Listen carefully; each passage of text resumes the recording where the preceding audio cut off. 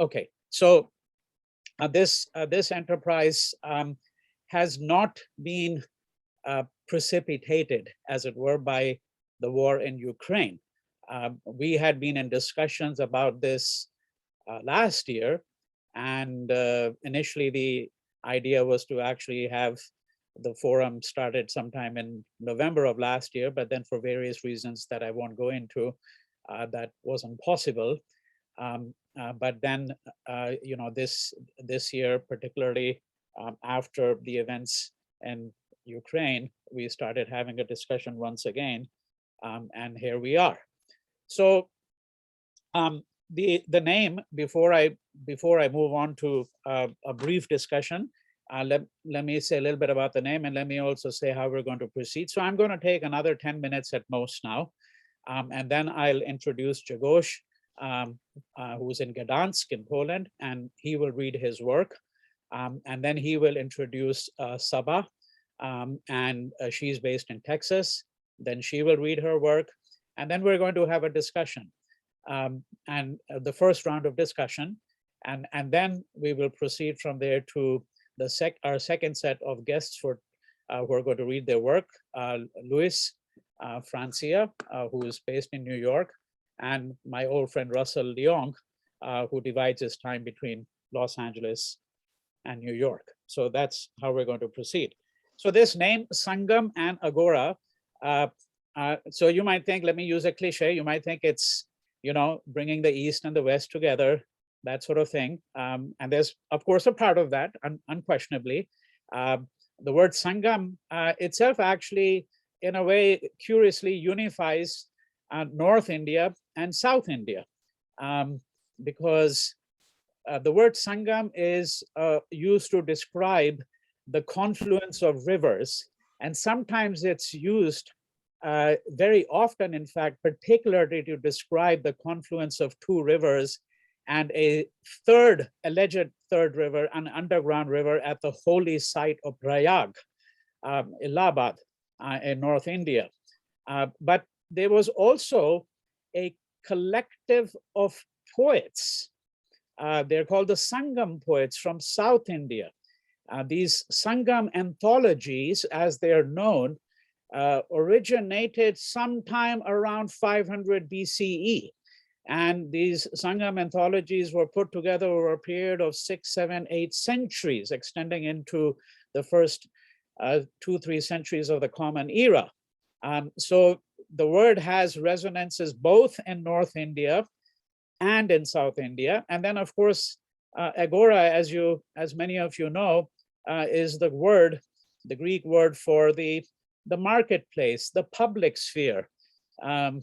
Long before Habermas, among others, theorized the public sphere, well, there was a public sphere there of a different kind, where itinerant philosophers went around. And as we know, that's really what Plato's dialogues are about. So the idea was to, and I think this is conveyed in the name, is to bring together people who work in different languages, different genres, people who write poetry, people who like to think philosophically. And here I'm not thinking of academic philosophers at all. Sometimes I wonder what academic philosophers actually do, as opposed to philosophers who come out of the street, so to speak. So the idea was to bring poets, philosophers, people who are interested in ethical questions, people who are autodidacts, who have taught themselves together in a forum. Now, the thinking here was simply this, that I think that it is fair to say that every generation thinks of its own woes and its own sorrows as unsurpassed. I mean, if you were living in the 1940s, you must surely have thought to yourself at that time, even if you were not someone who was caught up in the Holocaust, but simply caught up in the war. I mean, I was watching a documentary on the Battle of Stalingrad yesterday, and 2 million people were killed. I mean, the cities were laid to siege for years sometimes. And so what we are reading about in the Ukraine, well, all of this, of course, we have visited all of this before, unfortunately, many times. And so there is a tendency to think that one's own woes and sorrows are unsurpassed. And I think that I want to say that there may be perhaps some of that sentiment this time around, but really, it seems to me the key thing is that we are at a particular conjuncture, which I do think is unusual. I do think that's unusual. So in addition to the fact that democracies all over the world seem to be taking a turn towards the right, we already have a large number of authoritarian states.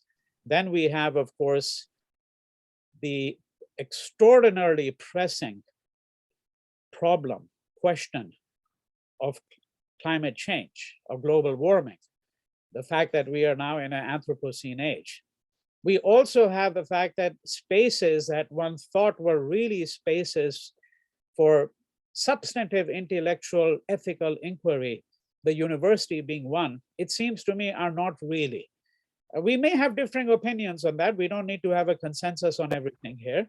And some of these views are laid out in the manifesto, but certainly as someone who's been part of the university climate, as it were, for well over 4 decades now, it seems to me that the universities no longer really have that space. They've been turned over to managers, to bureaucrats.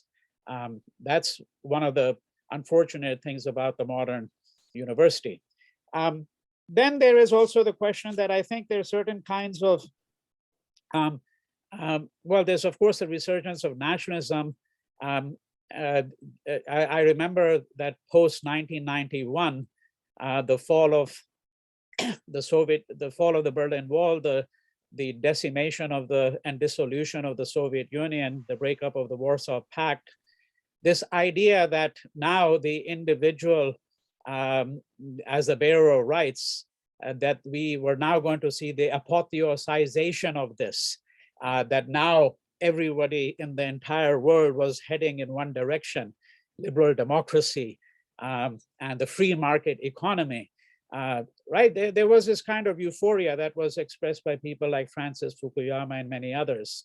But it seems that all of that is now really in the distant past. We see the recrudescence of an ugly form of nationalism almost everywhere, right? So there are these kinds of considerations. And one thing that we were thinking about is, well, what is the place of poetry, the place of music, the place of filmmaking?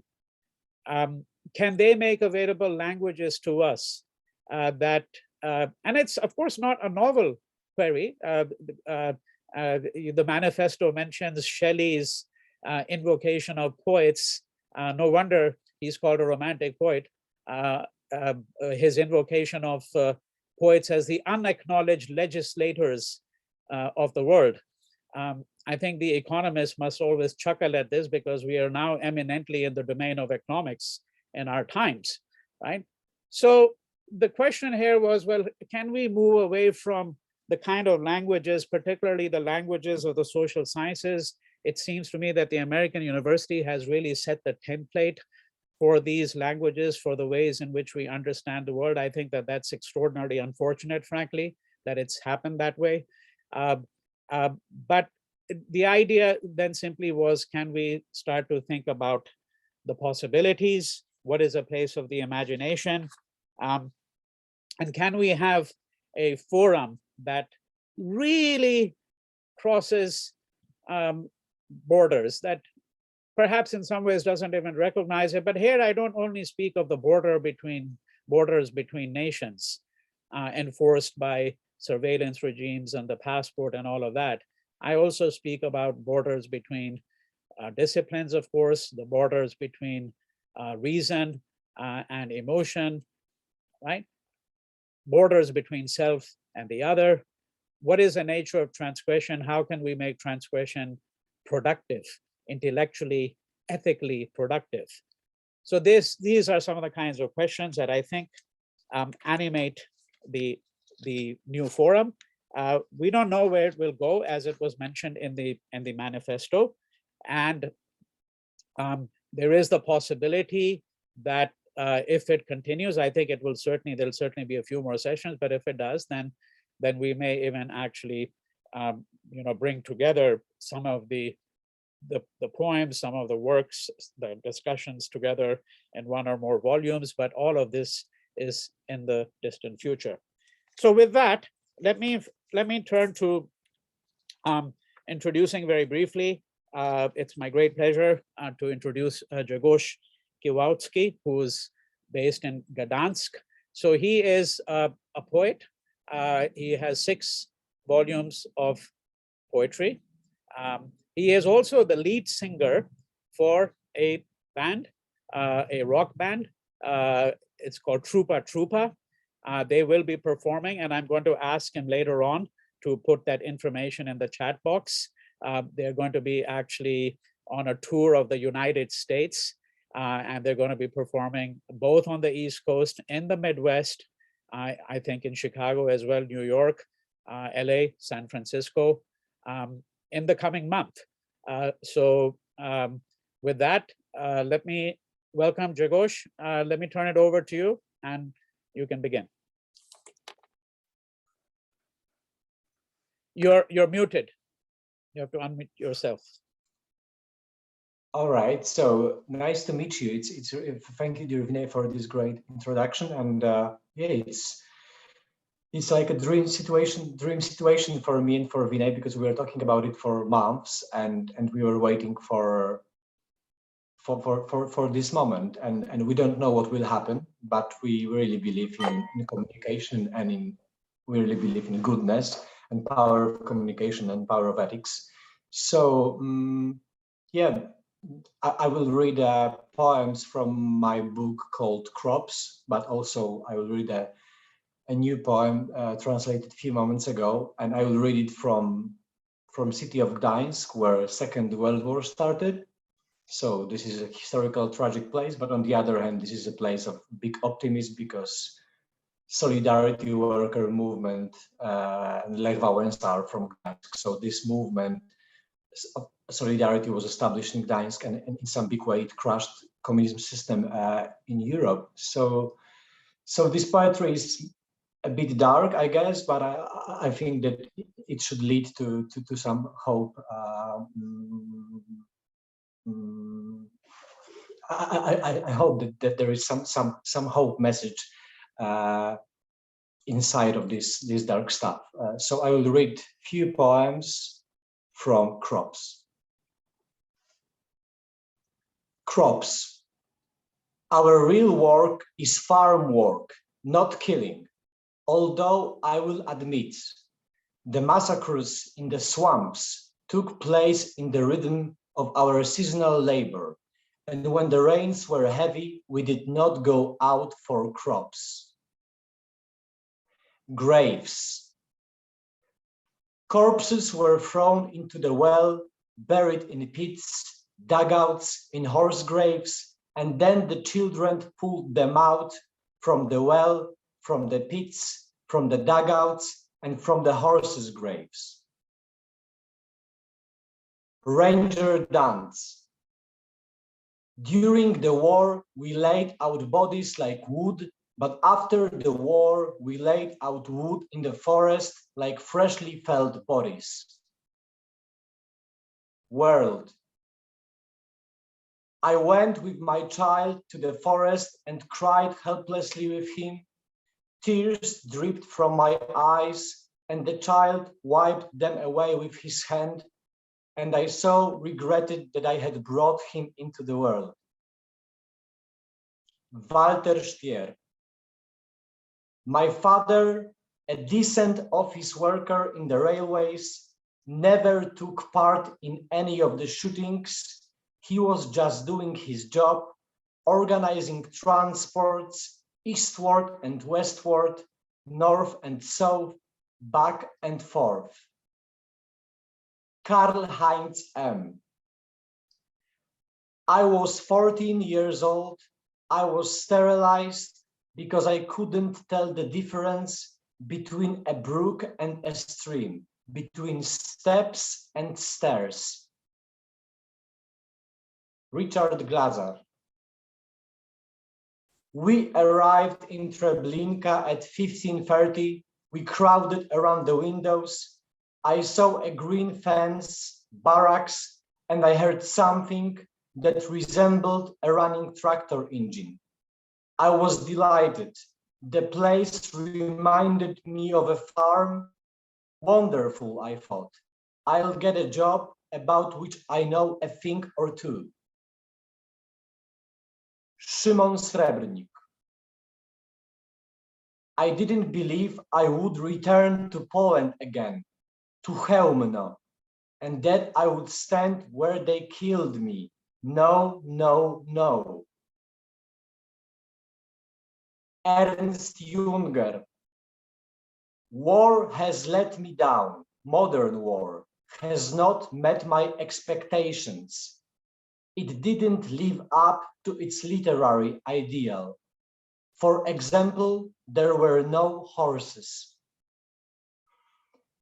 And the last poem is the new poem. It's called Yusuf Kratkowski, and this is the name of my grandfather, who was a prisoner of concentration camp Stutthof, near the city of Gdańsk, of German concentration camp Stutthof. And this is in some way a key poem in my poetry because by an accident a few months ago I found the camp notes of my grandfather. So my methodology is a way I take some voices and I make some sculpture work, very delicate and minimalistic, but still I'm using real voices, and this is unfortunately the truth stuff.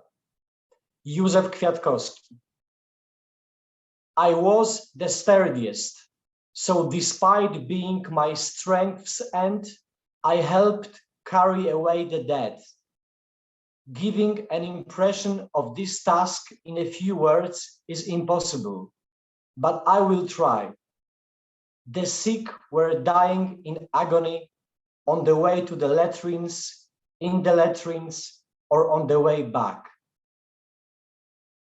Thank you. So you heard this poetry, and I'm very happy that I could present it to you. And now I would like to introduce you, very, very special person, great writer and human rights activist, Saba Karim, and I will read a few sentences about her.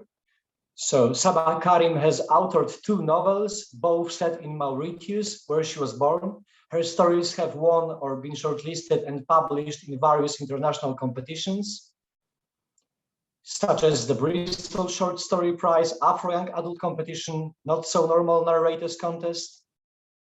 She lived in Malaysia for 15 years and holds a PhD in genocide studies with a focus on the atrocities in the Khmer Rouge. Saba has been on the panel of judges for 3 consecutive years for the African Writers Award in the nonfiction category. And now she's based in the United States, and she's a recipient of the W. Morgan and Luckler Rose Fellowship for MFA in Creative Writing in Texas State University. And Saba is also editor of Genocide Studies and Prevention Journal. So Saba, the floor is yours. Thank you. Thank you so much for this introduction. And thank you everybody for being here. I'm very excited about this project. And I must say that I have a few things that I'd like to share with you, a few writings.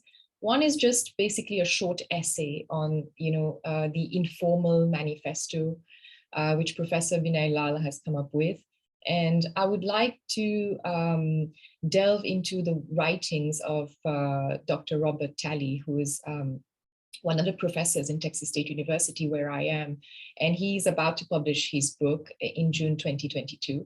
And I would like to delve into his work, which is relevant to today's forum. So I will start reading this short essay I've written about his book, which relates to this theme on imagination.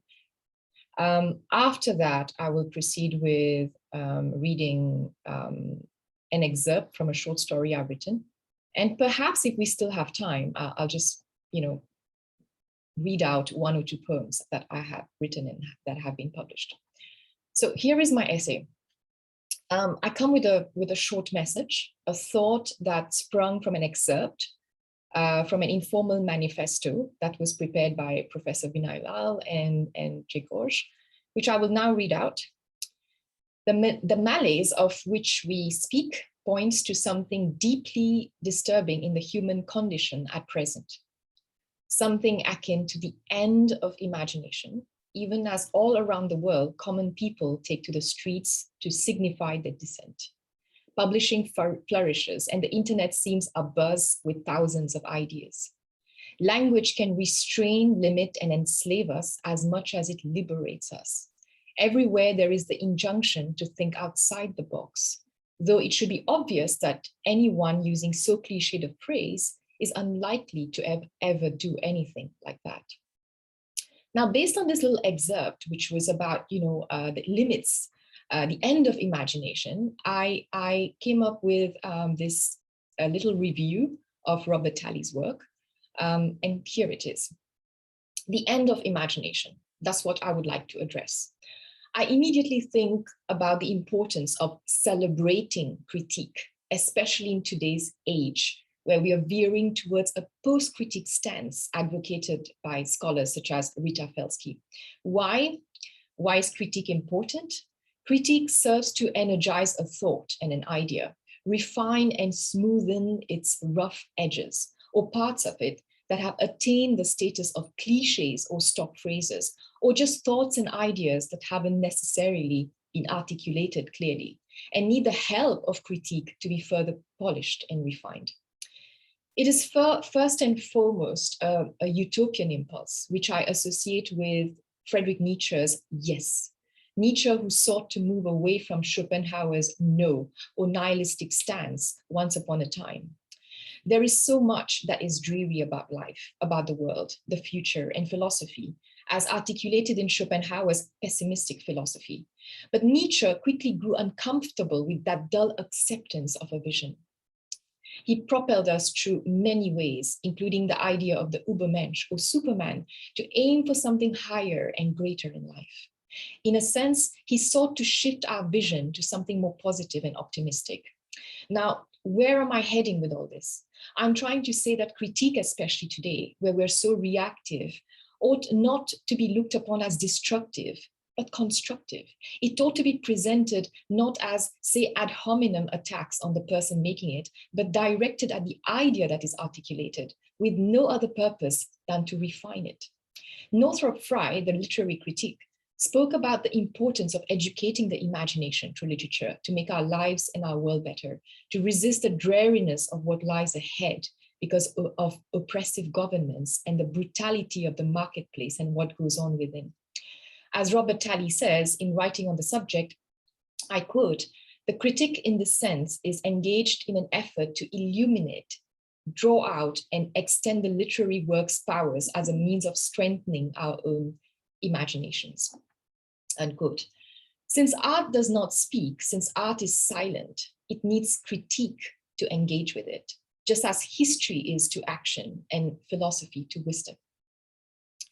Philosophy gives concreteness to wisdom, and we expect critique to give concreteness to art, to place it in a continuum of dialogue so that it is not dead, dull, and so that people like us gathered in this forum can engage with it, discuss what works, what doesn't, and why.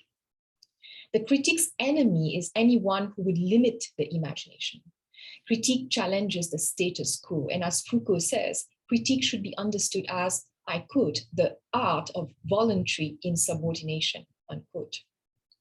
A refusal to give in to dogma, to the unquestioned. Critique is virtue. But let me elaborate a little bit more on the role of the critic. The critique is not himself a voluntary insubordinate to the literary text, says Robert Talley, but rather to the structural or institutional forces governing one's ability to read and to think. Critics are not paranoid or anarchic. So it's, unquote. So it's not so much about not being governed, but not being governed in a certain manner, and going on to question it. Now, what's bleak about this world is articulated by Mark Fisher when he speaks about capitalist realism. And in like with Zizek and Jameson, he says that it has become easier to imagine the end of the world than the end of capitalism. That is what stands for capitalist realism. In other words, we have stopped thinking of alternative forms of government. And this is, I quote in Jameson's The Seeds of Time, a weakness in our imaginations. In this dull acceptance, we are therefore under the tyranny of the actual. And in line with that, as Robert Halley says, in the last 30 years or so, we have been under the imperative of eschewing in critical theory and even critique itself, encouraging in its place surface reading, thin description, ordinary language philosophy, object-oriented ontology, and post-critique, which I talked about earlier. This new modesty, as labeled by Jeffrey Williams, or the stance of anti-critical and anti-theoretical criticism, has dominated the humanities and other areas of higher education in recent years. And it has transformed not only higher education, but society at large. Long ago, for a similar reason of resisting the dull acceptance of the status quo, especially when the economic and political climate was so bleak, Karl Marx came up with through the force of his words, to speak about the necessity of ruthlessly critiquing all that exists. It was in an 1843 letter to Arnaud Rouge that he said this, in criticizing bourgeois society and all the radical and reformist movements which he thought lacked in vision, both in the present and the future. To veer away from this direction, it's time for a call out to the world, to us as academics, scholars, students, critics, artists, and readers of criticism. In Talley's words, I quote, to shun the consumerist ethos that undermines student success, unquote. To be aware of the need to keep up the practice of critique and criticism, not to shy away from it, to keep imagination excited and empowered, to move the world on an upward trend rather than a downward one, a dull one, stifling voices, expression, thought, imagination. We have to keep imagining alternatives to our intolerable circumstances and to change them for the better. That's why the study of literature matters. That's why as a fiction writer, I myself, bearing all of this in mind, I'm prompted to move away from a dull acceptance of my life, of the world at large, and to push myself to write about alternative worlds that don't exist, maybe not yet, but to hope that in aspiring for something better, I can imagine it and with other writers and readers, think of ways to make it happen. Through writing, I can even present aspects of life which are intolerable, as numerous science fiction writers have done. And here I think of specifically even Margaret Atwood and what she has done, reckoning with the dreariness before us. Through science fiction, I have the breath to push an idea to the limit and explore what our world could come to be if we don't act on time. So this is my little take on, my short take on our forum today. And I don't know if I have much time left, probably 5-10 minutes. Is that okay? Yes, Saba, that would be nice. Maybe you could read a poem or two of yours. Yes. Yeah. So I will actually, I think what's more relevant for today's forum is a little short story which I've been working on. And it's speculative fiction. It is in line with my project in terms of giving a voice to cultural Muslims who are, very often shunned by mainstream, the mainstream Muslim society. And with this in mind, I have written a short story called Two Husbands. A ravine separated the villages of Basra and Basri, and daily the river that flowed between its thighs varied in strength. No one knew why. Sometimes it inundated the banks and prevented all crossings. At other times, it was a thin stream of no consequence, a perfect playground for children willing to travel so far. Its source had to be up the mountain, the one that looked like the head of a woman, said a witch, a place where no one ventured. There, it was always misty and therefore mysterious.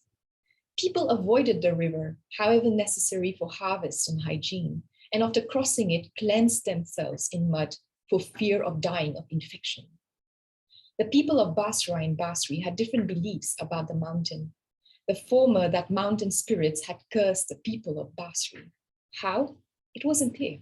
The latter, that beautiful women spirits from there latched onto men, the stoutest, and drove them to their doom. The people of Basra and Basri, although there to help each other in time of need, indulged in games of comparison. Basri seemed ahead of Basra in most things, and in both villages, this culminated in extremes of vanity and bitterness, hubris and denial.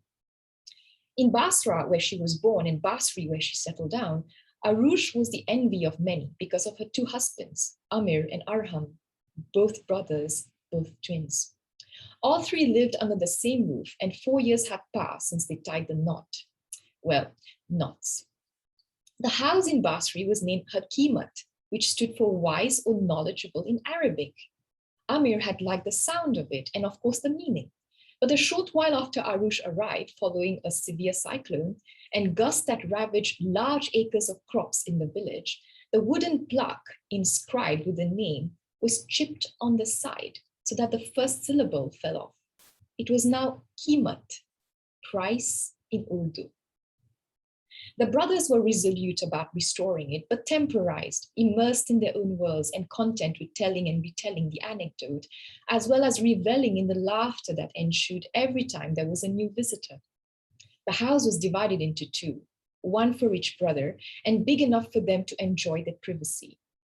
Neither took offense if Arush stayed longer with one, not because they were men and men aren't as jealous as women or any of that balderdash.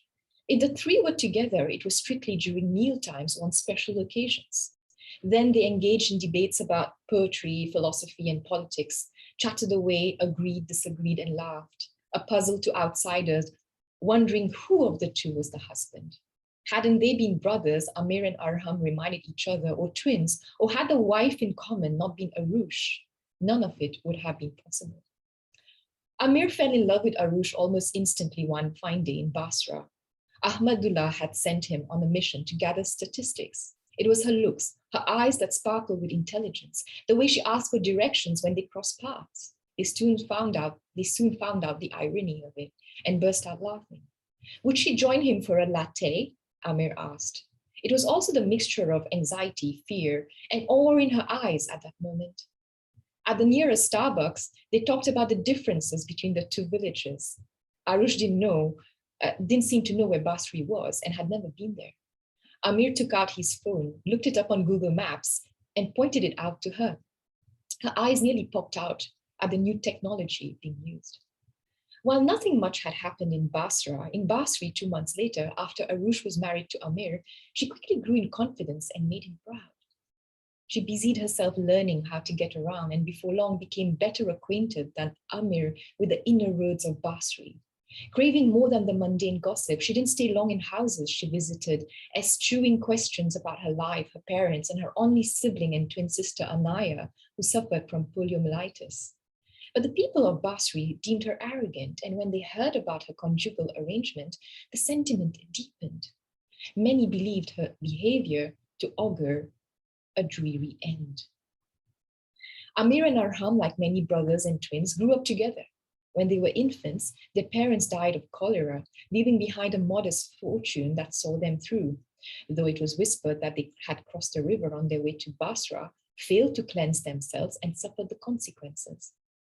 The people of Basra, who heard about their daughter's union with Amir, grew fond of him and his brother. Rightly or wrongly, they likened them to Ram and Lakshman from the Hindu epic Ramayana. Those of Basri felt that Amir and Arham were a reincarnation of Akash and Abhinav, also twins, legendary in transforming the inexistent infrastructure in the village. Akash read widely and generated ideas. Abhinav had a savoir-faire to implement them. The people of Basri hoped that Amir and Arham would follow in their footsteps, advancing the progress and prosperity of the village. When they were first married, Amir showed interest in his wife's passions, but though he respected them, had no mind for it. He was aloof in a different way than Arham, focused on politics and on making meaningful changes to his village. He didn't see the point of metaphors and allegories in the poems Arham and later Arush read. Life was already complicated. Why complicate it even more? When Amir was at work, Arham spent time with Arush while she embroidered, read, or sometimes took over the cooking from Ramlal. Arham challenged her to embroider the bird they saw, the flower that just bloomed, and probed her to wonder why her favorite novels were her favorite. Amir noticed how lonely Arush was despite that.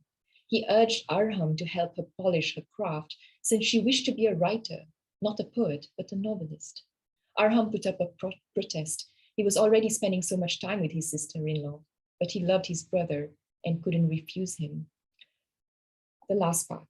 Arush was indeed lonely. As a child, unlike Anaya, she was quiet and kept to herself. People thought something was wrong with her.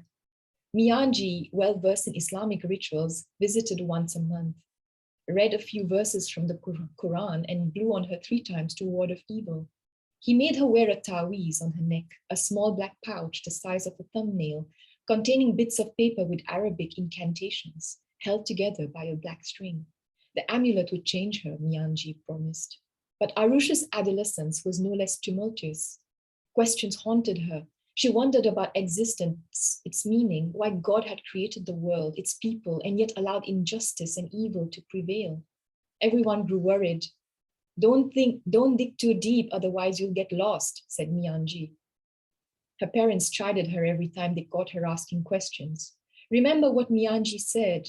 As Arush grew older, she noticed how people said things that didn't always make sense and wondered whether everyone had the same thoughts as her. She confided in Anaya, who comforted her at first and said her concerns were valid, but later, in a moment of impatience, she complicated everything and reminded her of the words of Mianji. If Anaya, her twin, the closest in understand, Arush wondered who would. She remained perturbed, reconciling herself to the thought that it was maybe boredom. Later, prospects of getting married gave her hope. She yearned for closeness and intimacy, the sort that would enable her to confide open-heartedly in one person, the only one who would understand. Romantic notions of love carried her away. Maybe that would finally fill the void. In Basri, so much would be novel about her surroundings, the people, and of course her new companion, Amir. She had heard about him and had spoken to him on 2 occasions. He was intelligent, well-read, and had so much to say. In the early days after their marriage, Arush listened eagerly as he recounted his day, told her about the projects of developing Basri, and filled her with the gossip and tension in the community. It was refreshing, to say the least. She gleaned the possibility of finding answers to her questions and often caught glimpses of that in their discussions, but it stayed at that, and she soon gave up. Her world had started to feel different from his. So I'm going to end here. Sorry if I took too long, but it's not a story that's over. It's completed already, but I only read an extract. Thank you. Thank you, Saba. So the floor is open for discussion. Anyone can weigh in. Just raise your hand if you could. Before you speak, it would be highly appreciated if you could identify yourself.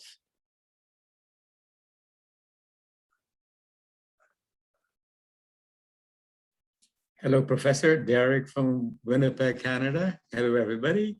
And thank you, organizers and poets and presenters. It's really refreshing to see a small group who are bringing huge ideas that I can learn. And by the way, I'm a school official, school board policy governor in Manitoba, and I'm from Guyana, East Indian from Guyana. So we are contributing to the goodwill of the globe. And first of all, I want to thank everybody, but just want to mention how effective the presentations are from Jagosh.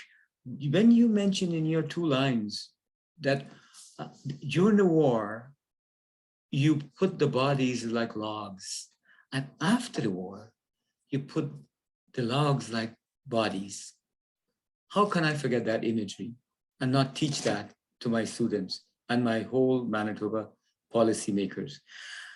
And Saba, you mentioned about the critics. The critics, I will phrase, and I wrote it down. Let me reverse that. Government are the best friend of the people. Critics are the best friend of the government and the people. And you qualified it by saying they filter and they bring out the best thinking and beauty in our imagination. So thank you both. Thank you. Thank you, Derek.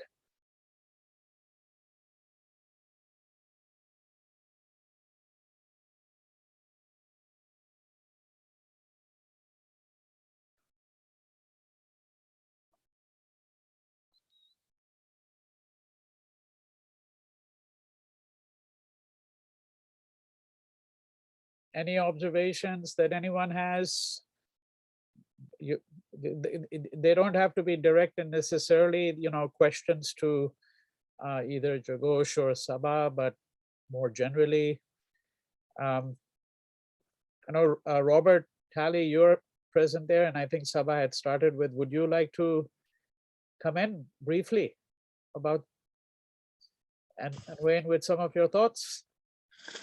Well, yes, thank you so much. And I apologize for arriving late. I had a dentist appointment this morning and just arrived in time to hear Saba's talk. I'm just so honored by Saba and by her generous attention to my forthcoming book. She got to see the proofs, so she's read all of the typos. But I'm very grateful, and I do. In our discussions this semester, and I've just met Saba this semester, but she's really, I kind of wish I had met her before writing the book, because I think she's really illuminated for me the relationship more strongly between poesis and criticism, which is what I was trying to get at, but perhaps because I'm not myself a poet or a creative writer, merely a reader and a critic, I think she's shown me things that I didn't really know about my own, what I thought were my own ideas. And so I'm just really blessed to have Saba as a reader and as a friend. And so I'm so glad to be here. Thank you. Thank you. Jagosh, let me just put a couple of very brief questions to you. I assume that you write only in Polish and then you translate your own work into English. I don't know if that's the case, but I'm assuming that is so. Maybe you could say something about that. And secondly, I mean, the poems you read, but I think many of your other poems as well, I've seen some others, they tend to be very short generally. I wouldn't say that I'm necessarily reminded of haiku, haiku only in the length perhaps of some of them, but haiku of course works in a very different way. But are there particular, particular styles of poetry, as it were, particular forms that you've been working with?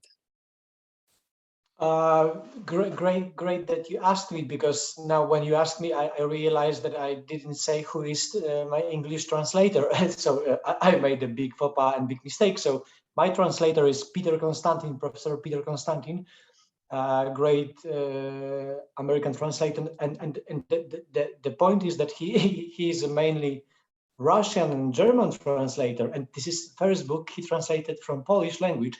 So, and it's one big experiment in some way, but I think that the point is what you said about haiku, and in some way I know that it can sound not nice, but in some way this is in some way genocide haiku, you know what I mean, that it's very, it sounds a bit in a perverse way, but that's not the point. But when I'm writing, or when I was writing, I always thought that I'm not writing a poetry, but kind of an anti-poetry. And I always thought that I'm writing not about the world, but anti-world and anti-ethics, anti-aesthetics. And I always thought that maybe this is only my family observations, because I'm writing about I'm writing these things I'm writing because of my family, because of my roots, because of my grandfather, or because of my wife,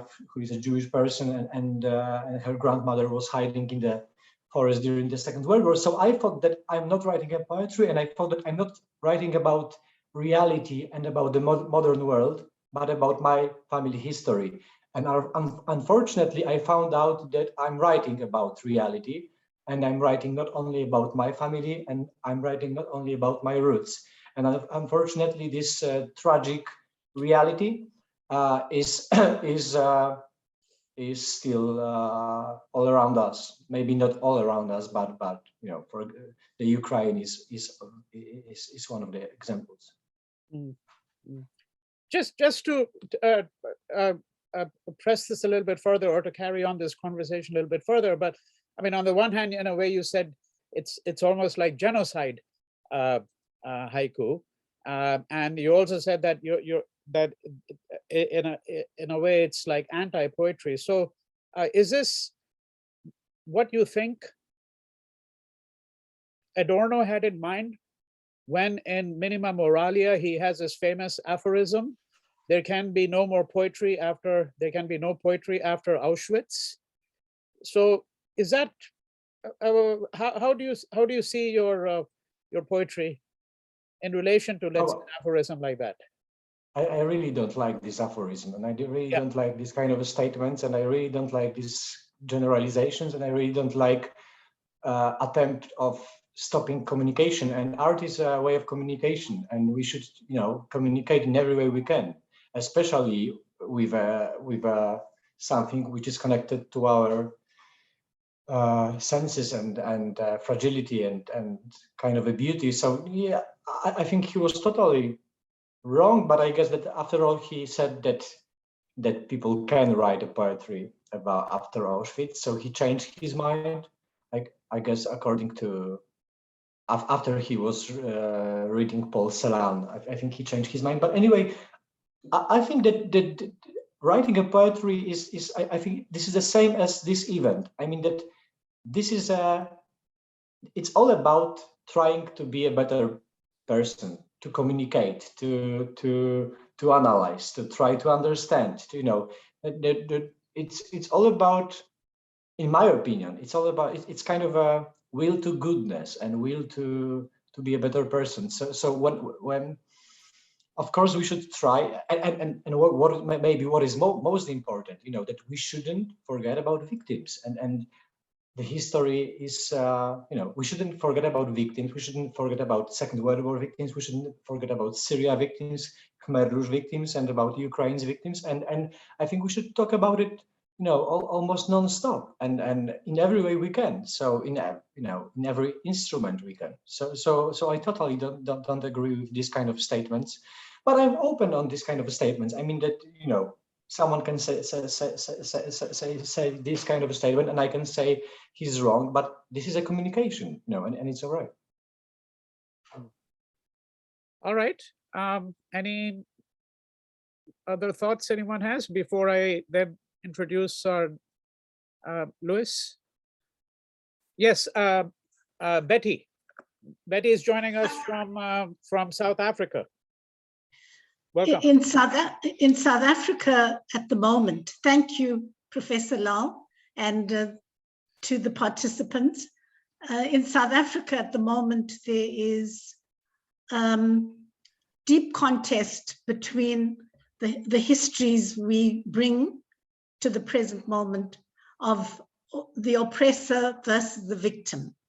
And I'm thinking of someone like Sousa Santos, who was calling us to move out of the abyss to non-abyssal thinking. And so when I listen to the poems and the exposition, part of me hearkens to this deep longing that we have to move away from these binaries, from the abyss. And for us in South Africa, 27 years beyond our first democratic elections, this is the real challenge, how to refrain from replicating the whole modus of the oppressor. And it's a deep anguish for us because we want to move towards really clasping one another And in so many ways, poetry raises those contradictions and paradoxically then brings us together. But in the marketplace, it's not so easy. May I ask a question to Yes. both the presenters? I'm Ludwig in Amsterdam, and I happen to just return from a musicological conference before joining you. So I'm very thankful for giving me a continuity in a sense of a question that I would have to both the readers of their poetry, namely, how far is the embodiment of the text, the actual reading, a factor in the effectiveness of the meaning and the emotion versus the written page, which always has a, as you mentioned already, that was mentioned in one of the essays, a kind of scanning, a quick, almost distracted, hectical, non-real time versus the embodiment in real time component. So is that something that would, to either of you, be a relevant question when you meet people, when you have young people in the audience, or would you say the written page should always prevail for its completion, for its perfection, rounding and polishing? So sorry for the lengthy question, but the embodiment and the transmission, I think, for me as a musician and a musicologist, are always high on my agenda. I don't know if Jagosh would like to answer that, but I'm not entirely sure if I got your question, if I understood your question, but I think, if I'm not mistaken, if I've interpreted it rightly, I think this is an interesting component of, the idea of the essay. The idea of the form as an essay, where you're trying out and you're experimenting with an idea. And when you're writing it, you're having the time to reflect, as opposed to just, for example, saying it out in an oral form or discussing it with people.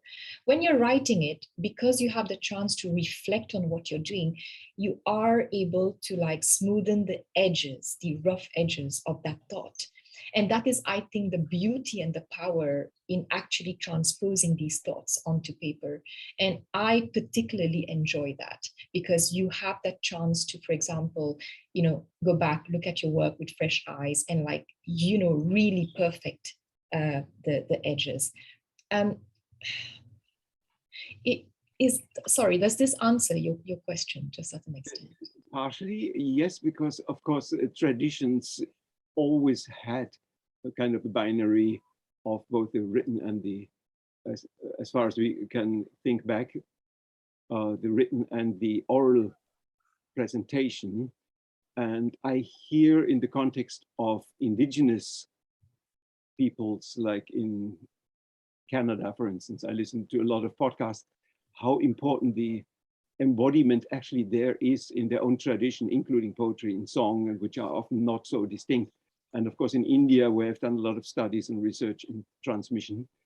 So there we have both the components where something is perfected first and then it is performed or recited in a way that blurs all the lines between what we in the West would call music or performance and a very intimate, embodied, it's a stupid word perhaps, but I don't have any other right there. So especially when impressionable people or less literate people, children, get for the first time an impression of a spoken word, even if it's polished and recited and remembered, I think the impact is so incredibly stronger in my observation, and there is often a subversive subtext that would elude this quick reading we are all used to nowadays because we are pressed for time. So that was my question, which probably cannot be answered fully, but I'm very happy you gave me your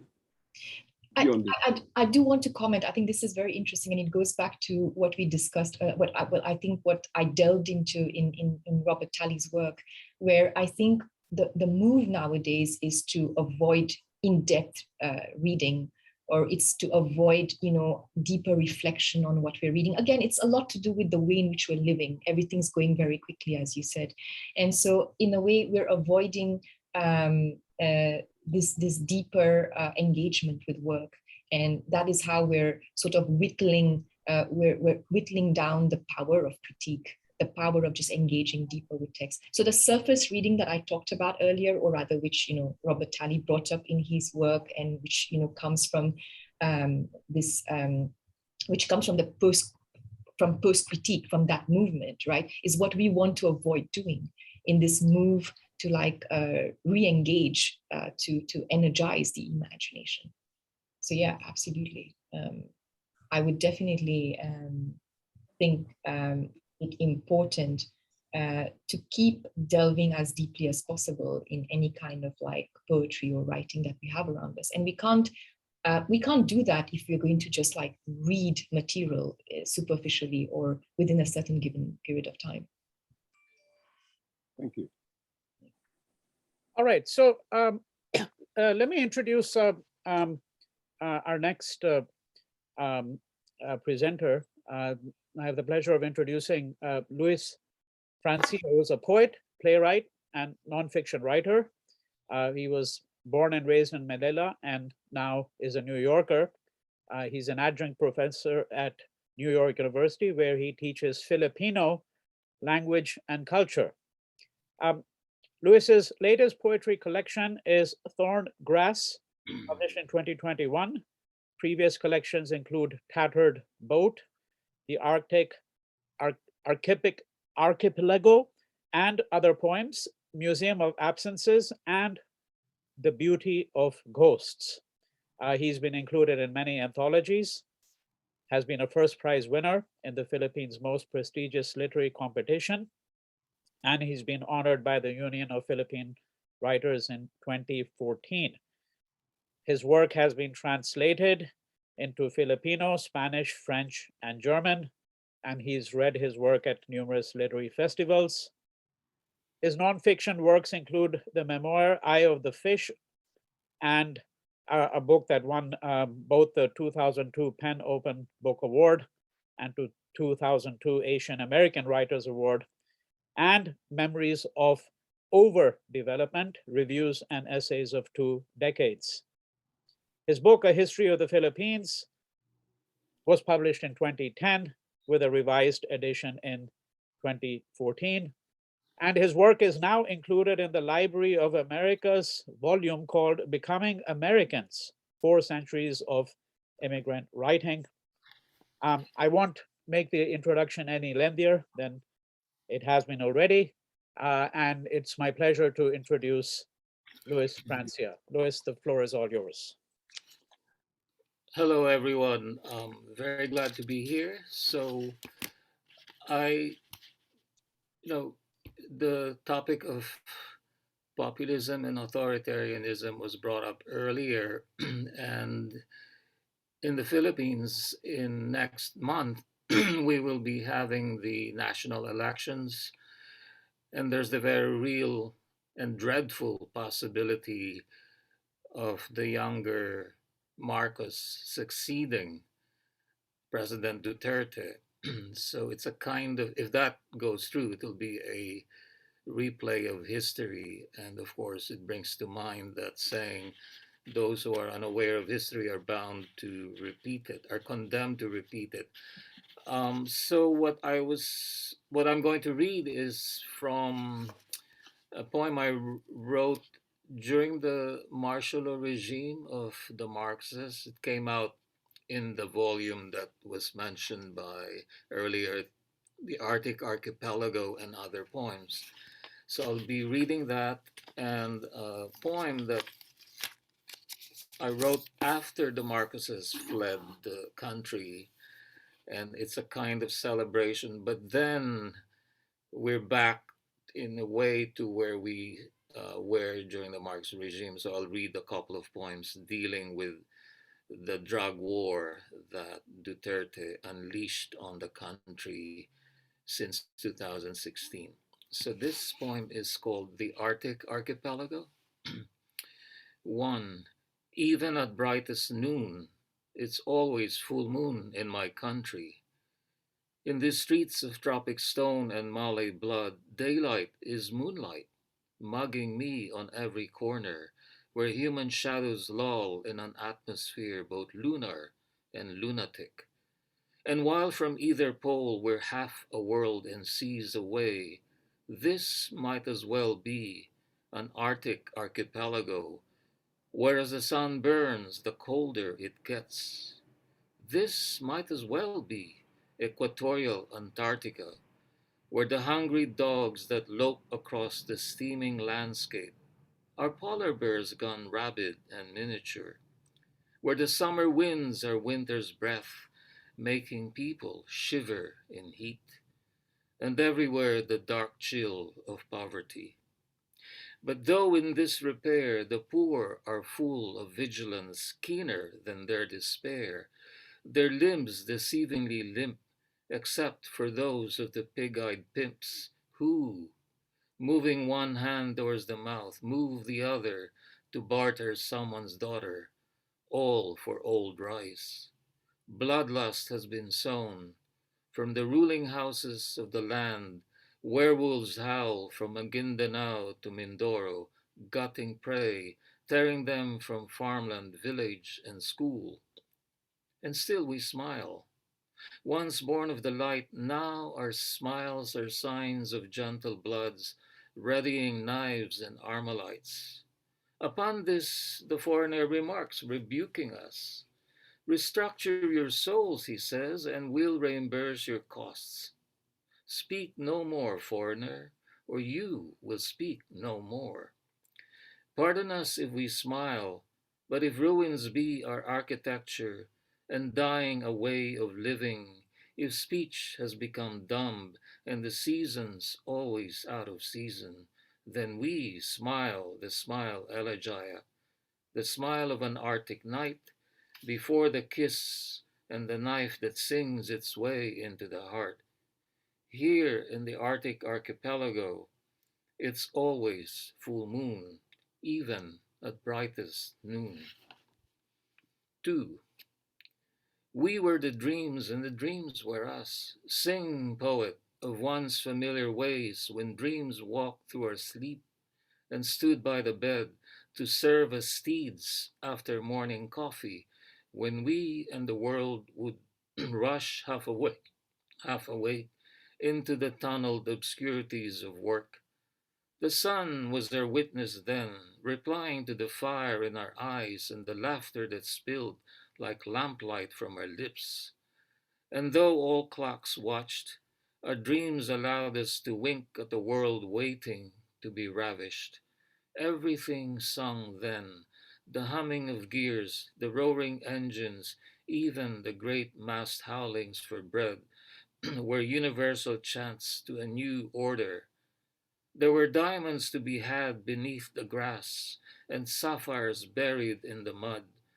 The times paid homage to our youth, even as they pickpocketed it, even as we gave homage to ideal cities, where the word would transcend both God and the devil, and every citizen would be poet, carpenter, merchant, and king. Dreams, dreams, wherever and however we were. We scaled the universe with them. Infinity, a note we hit over and over again, hoping to shatter the crystal of custom, ringed about our lives, hoping to turn old cloth into new. But custom holds, and old seems forever. A false prophet had come, whose laws were locks, whose words were rope to hang us all. Everywhere we heard the creeping noise of death and the dead. Dreams, dreams, where were they then? Were we still the dreams as the dreams were us?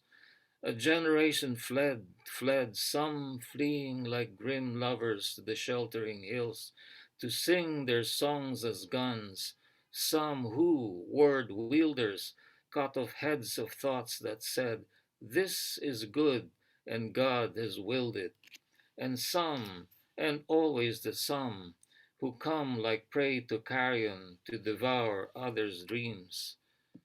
The moon moves, yet is still, and in the air, in the very clouds that form a funeral shroud, linger the names of those who dared. Listen to the music of their names: Cesar, Emmanuel, Evilio, Macling, Maria Lorena. Listen to the dreams of Cesar, Emmanuel, Evilio, Macling, Maria Lorena. Here in a nothingness of a decreased reality, in savage gulags of the spirit, dreams still grow like those of Cesar, Emmanuel, Evilio, Macling, Maria Lorena, as thick and wild as bamboo grows. The moon is still, yet it moves. So in 1986, the Marxists were forced out of the country. And of course, we were all delirious and took to the streets in New York and in Manila. And so I wrote this poem called A Fever in February, because the People Power Uprising happened in the last week of February 1986. A Fever in February. The day grew in reverse, into night, into blight. A tyrant sat tight while history fled, and I bled. But it was not only blood that I bled, but bullets and bitter bread, and long years of darkness came pouring out of me, a hemophiliac warrior falling before a necrophiliac king, and only a faint memory of light and love stirred like a sleeping infant in my molecular brain. The day grew in reverse, history fled while you and I bled. A false emperor shouted of his might, an emperor of no regrets, an emperor in short of short sight and tight heart, an emperor of hurt who bragged while his nation burnt, who made love to his medals instead of to his wife, who, chanting it was better to masturbate than to demonstrate, made love to herself. The two sang duets, thinking when the Vox Populi cried, because of you, that they were loved, thinking the lady and a sea of yellow before them would be easy to deride, only to find them like the Red Sea, when the Pharaoh's soldiers rode after the Israelites in flight. The night grew in reverse, into light, into right. An aging emperor lost his might, flying a vampire into the night, while history bled, and I fled. But it was not only the past that I fled, but haters of love and lovers of hate. In a week's time, a nation grew to giant size, though our bodies were no bigger, and the land remained thin. Love broke with memory and leaped, a red-blooded warrior from our incandescent brain, and sought not revenge, but the healing touch of a country gathered like a tribe of lost friends. The night grew in reverse, history bled while you and I fled, drowning in a sea of gold that we might live, and so living, rejuvenate all in whom all the old spirits still crept. From a newly opened door and window, a widow cold who herself was a door and a window. Time now, she said, to enter this house. Time now, not as fugitives with half-cold hearts and low-held heads, but as owners, restorers. Time now to rebuild. Time now for grace rather than garrison. Time now to get drunk on new wine. Time now to plant new crops from new seed. Time now for bars not of iron, but of song. Time now for dances rather than dirges. Time enough and time again for the night to grow in reverse, into light, into right, into a long falling into height. Time now. And then finally, uh, as delusional as that moment of joy may have been, there's still hope. But I did in my last volume, Thorngrass, I did a whole section of works that respond to the drug wars that Duterte initiated when he got into office. And the people being killed were mostly the poor and the marginalized. So I'll read. And the way of killing was basically to, because it's kind of like the favelas in Rio, where the cops just go into a neighborhood, and there really no security, there are no gated communities, and they can barge in and pick up young men and then basically accuse them of dealing in drugs, no trials, and they will kill them on the spot and then plant a gun in their hands and saying basically, well, the fellow tried to shoot at us and we killed him in self defense. So, this is a poem about a young man by the name of Leon who met that terrible fate, and it's called Leon Lean in the Lane, and I kind of wrote it like a rap song. Leon lean in the lane with Elan. He runs as fast as he can. He owns the now for now. Through rain and sun, he will have his run. He is of his time, down with the beat and the rhyme, his heart and life in sync, no need to think. He will swim and never sink. Leon, lean in the lane with Elan. He runs as fast as he can. He owns the now for now. Through rain and sun, he will have his run. But the dogs with guns run as fast. And even when Leon doesn't stop, he will suffer. He will suffer on the streets that are his track and where he leaves his mark. He wishes the world to see a young buck growing up, but the dogs with guns now run faster. Leon through the alleys narrow, more a gazelle than a lion, leaps in pursuit of a glorious tomorrow. But the dogs are hunting, the dogs run faster, at his heels they bay. Leon in a corner. They bark, Leon, here is a gun, take it and run. Young Leon hears the sky thunder, don't pick it up, man. Here's the Sari Sari store's whisper, we are sorry, we are sorry.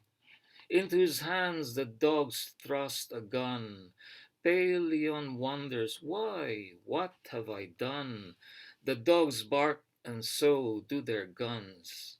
They all but lave themselves in his blood, the blood of the sacrificial lamb, the bloom and beauty of one, never to be a man. Leon in the lane with Elan. Leon ran as fast as he could, bright philosopher of the streets. Leon, loved by all, was given a gun, and now he is gone. And finally, I'd like to read, the Philippines is a very Catholic country, and so this poem is entitled Gethsemane in Manila. Um, in the garden of Get Me Some Money, frolic the tycoons and their triggermen amidst paths strewn with 30 pieces of silver. Their guests giggle, their girls glitter, their guns bejeweled sparkle. What was once red is now black. In the garden of Get Me Some Money, a rose in bloom is a miracle, a gazelle in a cage of hyenas. In the garden of Get Me Some Money, the poor hang as rotting fruit from skeletal trees. By whose hands was their flesh commanded? In the garden of Get Me Some Money, you and I put on our designer crowns with thorns that draw no blood, for blood has betrayed us and fled. So are we now pale copies of ourselves. Adonai Elohim, Adonai Elohim. In the name of the God Father Aswang, and of the tattooed son Manananggal, and of the hoodlum ghost Multo, bless us bosses for the gift of getting, the gift of getting, the gift of forgetting, forgiving the unforgiven poor their kingdom of earth, all 6 feet of it. Bless us, bosses, for all these gifts which we are about to receive from the bounty hunters through Cash, our Lord. Amen. Thank you. Thank you, Louis. Thank you. So I now have the pleasure of introducing Russell Lyong. I've had the good fortune of knowing Russell for a very long time, indeed, since the very early days when I came to UCLA in 1993. Russell is the founding editor of Amer Asia, the leading journal in Asian American studies. And I think he shepherded this journal for at least 2 decades, maybe longer. He then subsequently went on to found another journal, CUNY Forum, and so has been dividing his time between New York and Los Angeles. Russell writes poetry and short stories. He's published several volumes. He also now illustrates some of his volumes. One of the more recent works he's published is a book called Moth Sutra.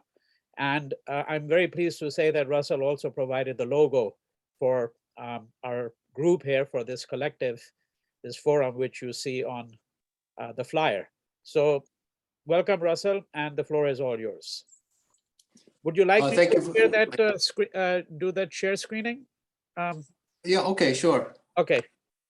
Thank you, Vinay, and bravo to all the poets and writers who have written. It's really amazing that a poem or poetry changes its meaning when and where it is read.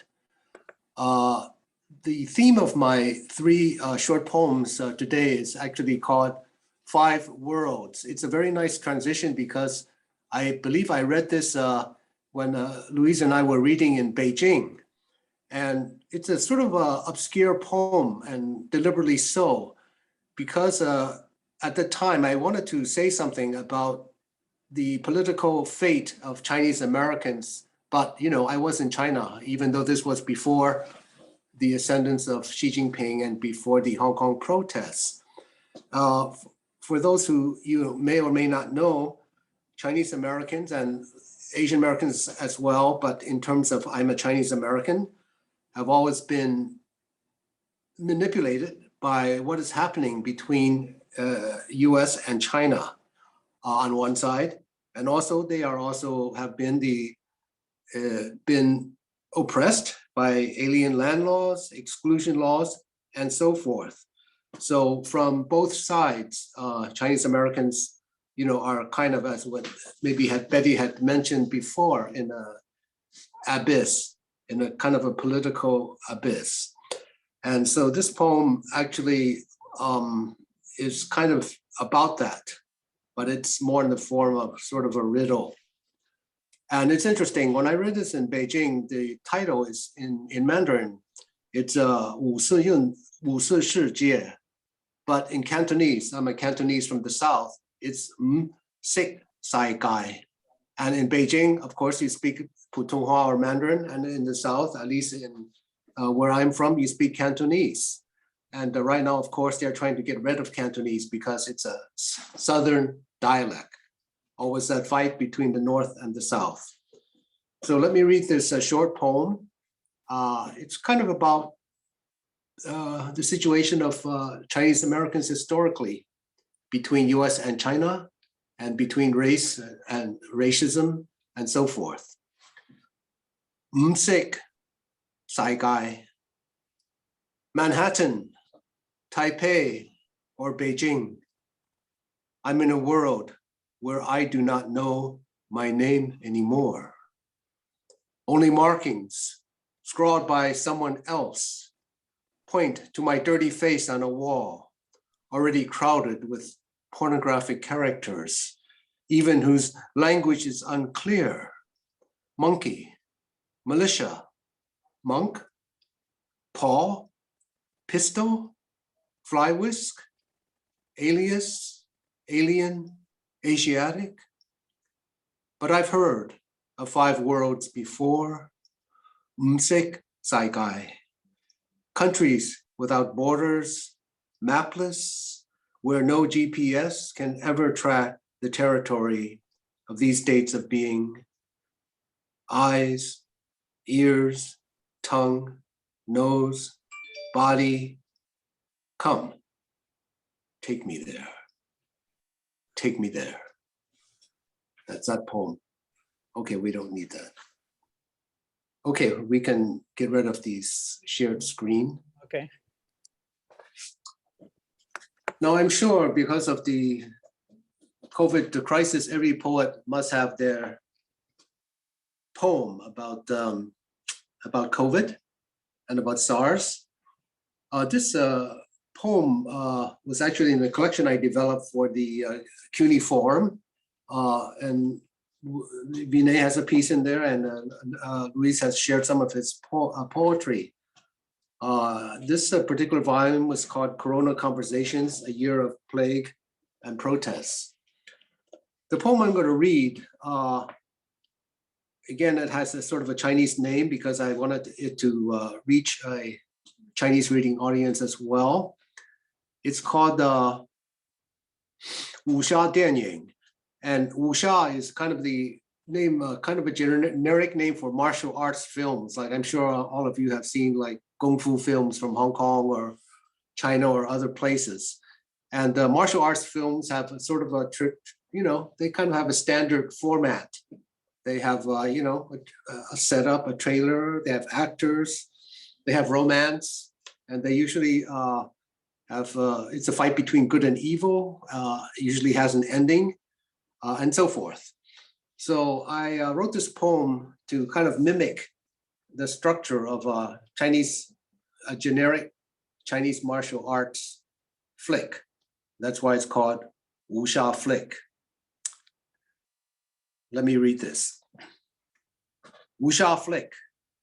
It's produced by Corona Studios, Unlimited, 2020. Trailer.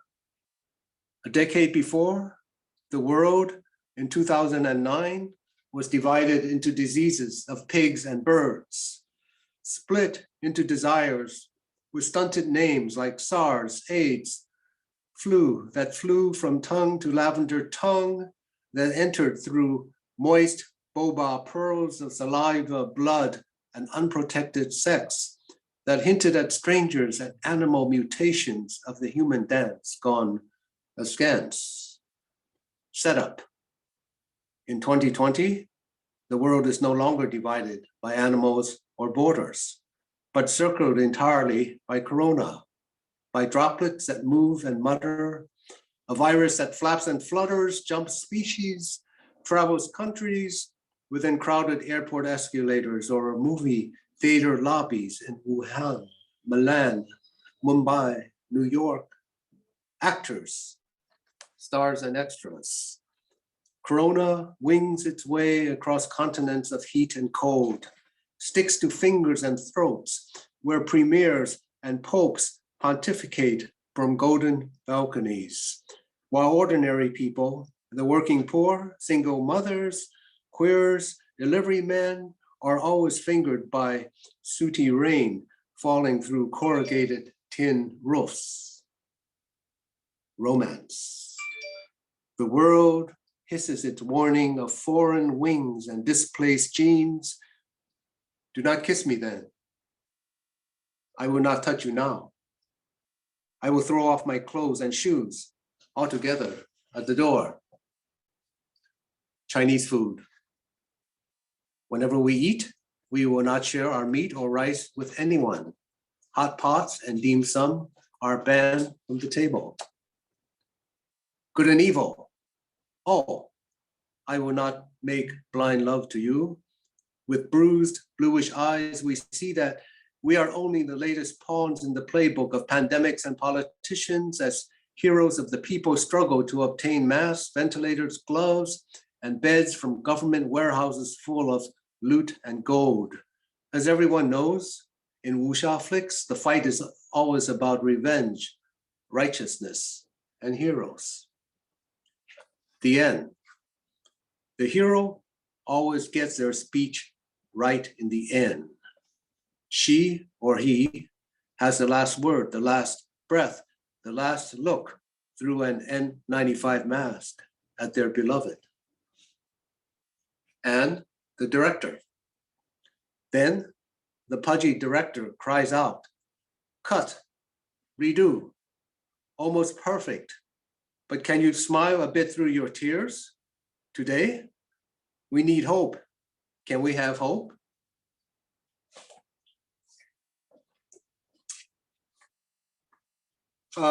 Lastly, I'd like to read a more hopeful poem. In this age of disinformation, sort of the huge distance between fact and fiction, I still believe in education, maybe because I am in education. So I want to read this short poem called Meal, that's M-E-A-L, Roof Book, Meal, Roof Book. And I kind of got the idea from the Asian game we play. It's sort of scissor, knife, paper. So that's where the idea comes from. So I would like to end with some hope. A child dreams of a meal, a roof, a book, the freedom to face this world when she awakes from her nap, opens her eyes and hears the rain drum down on the tin roof. She almost tastes metal before rice on her tongue. Achu, Zhouchu, New Orleans, Johannesburg. Water is all over this world, Indonesia, America, Africa, China. While officials blame wind and flood and fate, this child knows fiction from fact. How gold, copper, and rare earths are vacuumed from bare mountains just behind where she is standing now. Soft folds of millions and millions of paper bills crease the bellies of managers and middlemen who never cared about a meal, a roof, or a book anyway. No kindness except for their own kind. But now she's fully awake. The rain has stopped. The June sun blazes. Nothing will stop her now. She will take her meal, her roof, her book. She will boil the rice, build the roof, turn the pages. Thank you. Thank you, Russell.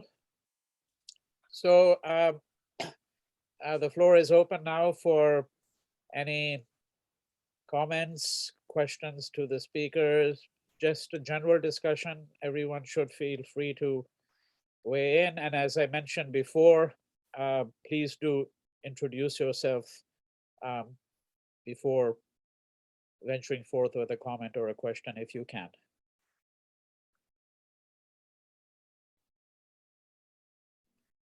Hello, Professor Derek from Winnipeg, Canada. Thank you, Russell. You're stark, candid, and very funny. I was stifling my laugh. You're so real, and to hear you is like putting a mirror in all the faces of the world. Thank you.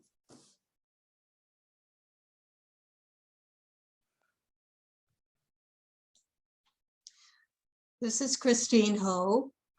I want to thank Russell for both his poems, which I have always enjoyed his poetry.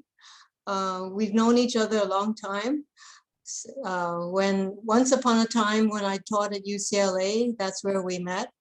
And but I especially enjoy his poetry and the irony in his poetry. Thank you.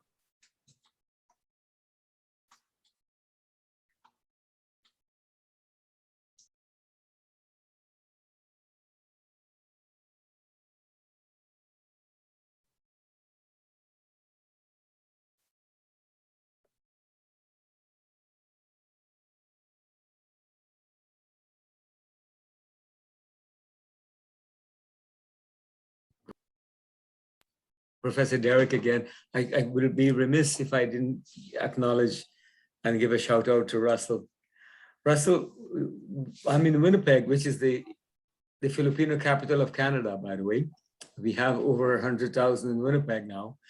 And you certainly speak for many of not all the third world countries, how we have this continual cycle of strongmen, dictators, and some democracies. So thank you, and continue to help with Russell, Vinay, and everybody with this collective. It's very refreshing and it's very, very timely. Thank you all. Thank you.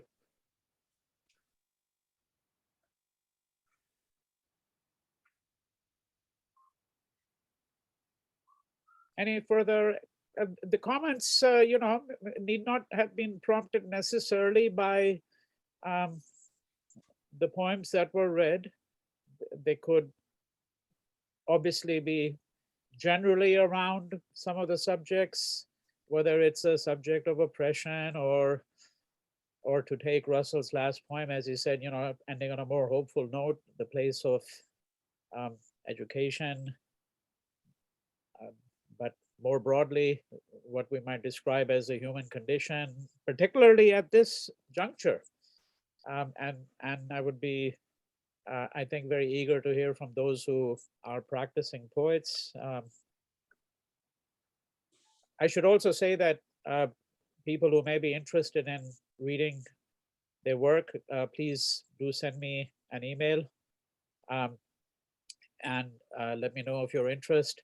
And I also want to add, once again, I had mentioned this at the very beginning, but there have been some people who have joined since the time I had offered an introduction to this enterprise, that we're really open to the idea of having, as I had said, documentaries, perhaps short documentaries or clips from films, multimedia works, as it were.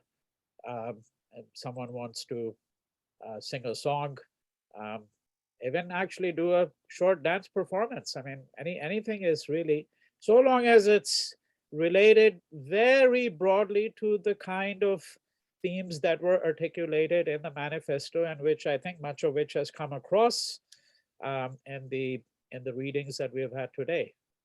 So just want to add that once again. Yeah. Nasreen. Yes, hello. My name is Nesreen Kadir. I'm here in Chicago. I teach at Northwestern University. And I was actually interested, I was wondering if, Russell, you could talk about the image that we were looking at when you were reading your first, can you hear me okay? Yes. When you were reading your first poem, it was an intriguing image, but I was wondering, was that you? Was it, I kind of thought I got a gist of it, but if you could talk a little bit about what was the relation, how do you, or help us think the relationship between the poem and the image that you were putting on. I wasn't quite sure. Oh, yeah. It's maybe it's even a little bit kind of artsy. In a way, it was. I was at at some art colony or something, giving a talk in outskirts of Beijing, and it was a very thunderous, rainy day. So we just sort of stayed put on the grounds, and there was a broken glass table. It was still somewhat intact, but fragmented. So I was with a friend of another poet, and I said, take a picture of me under this table. He said, this is kind of dangerous, isn't it? So I kind of snuck under the table and stuck this is quite a number of years ago. That's why you don't recognize the guy.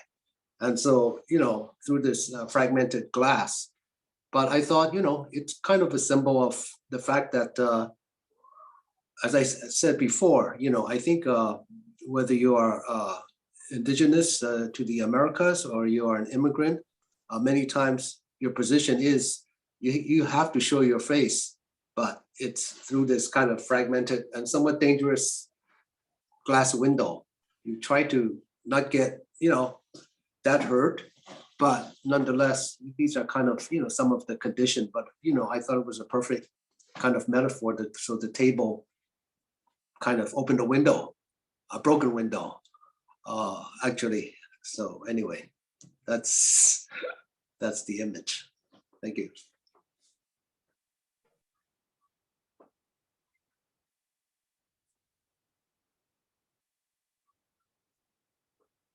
Vinay, Professor Vinay, I would mention this because you have a pause. The human condition, the phrase was by Russ, mentioned it earlier, but also I was just thinking, because maybe today, like I'm ambassador for Winnipeg.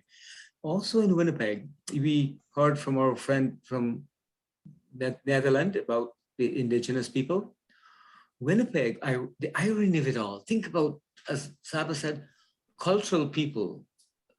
Winnipeg is the center of the largest indigenous community in Canada. We have over 120,000 members of the indigenous community in Winnipeg. And it is the coldest part of Canada.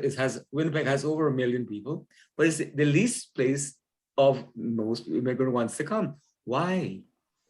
It's a question I just put out there. Secondly, we hear about the North. Why did this community of culture people stay there? They had a choice. I thought I'll leave that with you because I always think about it. The sociologists will find their great answers, but it's almost imaginable to dwell on why not living in Vancouver or in Newfoundland where it's warmer, but they're here. And they're in Peru and they're in Argentina. But the most of the indigenous people, our elders, our leaders, the keeper of the land, we just celebrated our day yesterday, but like the ancient people, we should look at them for the guidance. But they're in Winnipeg. And I leave it out. Wonder why. Thank you. Thank you, Derek.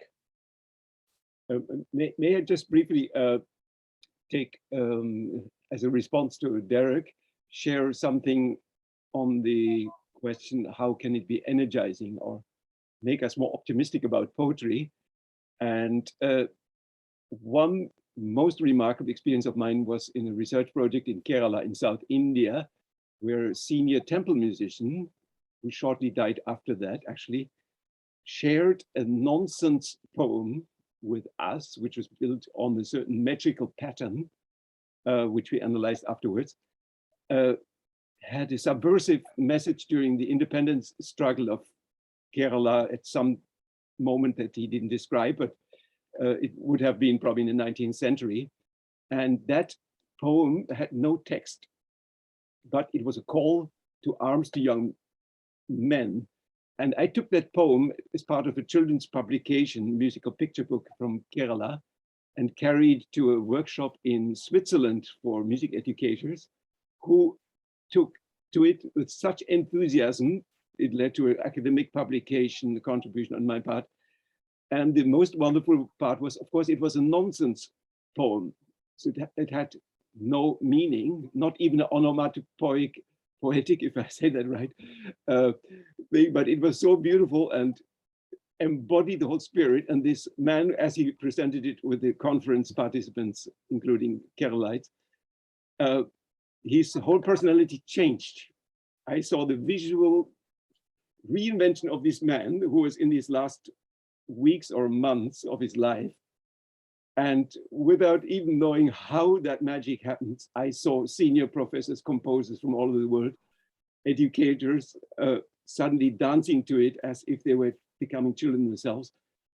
And it hardly needed an explanation on my part where it came from. We had carefully documented. So the power of poetry became manifest beyond translation, beyond anything we could imagine. So I hope some of you will actually carry on also on these lines and dare to go to young people, to children in the most unlikely places, because I witnessed that with my own eyes. It has invigorated me to the point that I now joined you without knowing what I'm getting in for. So let me end it on here. It was a wonderful experience also today to hear all of you. Thank you. Thank you, Ludwig.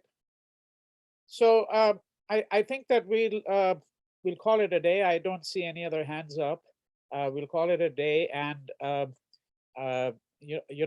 some of us will reconvene privately and decide how to take this further. But I'm absolutely certain there will be another session, another meeting of the forum, sometime in the very near future. We have all the emails, so you'll all be informed, and you're welcome to obviously join, and certainly hope that you will join next time as well. So with that, thank you to all of you. Yeah. Professor, may I add? I will pledge this, as subscribed to Lyong, that it's so refreshing and so energizing to have this forum. I pledge to bring at least 10 other friends to join us next time. I would want them to enjoy it as much as I do, and I'm sure they'll contribute better than I do. I promise that bit. Thank you. Thank you. That would be lovely. I enjoy this. Yes. Yeah. The link I have allows unlimited number of people. Be happy to see more people come in. Thank you once again. Bye-bye. Bye-bye. Bye. Right, thank you.